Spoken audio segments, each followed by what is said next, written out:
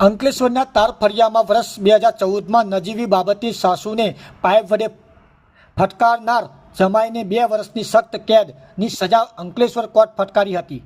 આંતરધર્મ લગ્ન કરનાર યુવતીને તેના પતિ સાથે અણબનાવ સાથે વારંવાર ઝઘડા થતા હતા। ઝઘડાનું સમાધાન માટે મામાના ઘરે જતી વખતે ચૌથા નાકા પાસે રિક્ષા ઊભી રહેતા ઝઘડો થયો હતો। ઉશ્કેલા જમાઈએ પાઇપ કાઢી સસરાને મારવા જતાં સાસુનું વાગતા હાથની આંગળી તૂટી ગઈ હતી।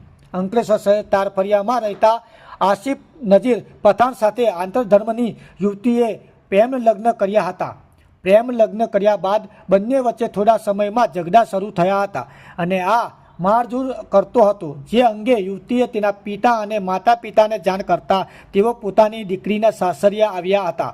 ત્યારે દીકરીના પતિ આસિફ નજીર પઠાણને મામાના ઘરે સમાધાન કરવા માટે રિક્ષા લઈ રહ્યા હતા। તે દરમિયાન ચૌથા નાકા પાસે યુવતીના પરિવારનો મામા અને ઘરે જવાની ના પાડતા મામલે ઉશ્કેરેલા આસિફ નજીર પઠાણે પ્રથમ ગાળો આપી હતી, જે બાદ અચાનક રિક્ષામાંથી પાઇપ લઈ સસરાને મારવા જતાં તેમને બચાવવા માટે સાસુ વચ્ચે પડ્યા હતા।